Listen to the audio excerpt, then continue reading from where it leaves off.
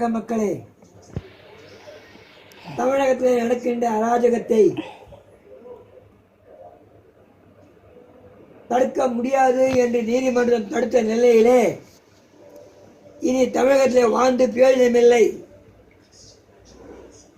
என்னுடைய கோரிக்கைகளை குறிப்பாக இன்று எங்கெங்கோ ரெய்டுகள் நடத்துகின்றார்கள். ஆனால் ரெய்டு நடத்த வேண்டிய இடங்கள் காவல்துறை அதிகாரிகள் சிஓபி ஜார்ஜ் வீட்டில் தான் நடக்கலை. சசிகலா போயிருக்காத இடத்துல ராமமோகன் ராவ் வீட்டிலேருந்து அரசு வல்லுநர்களை எடுத்துட்டாங்க. ஆனால் சசிகலா வீட்டுக்கு துணைவேந்தர்களும் மந்திரிகளும் எதுக்காக போகிறாங்கன்னு தெரியல, என்ன பொறுக்க போகிறாங்கன்னு தெரியல. அந்த வீட்டில் சீல் வைக்கலை. அது சீல் வைக்கும் வரை சாகும் வரை உண்ணாவிடம் தொடங்கிவிட்டேன்.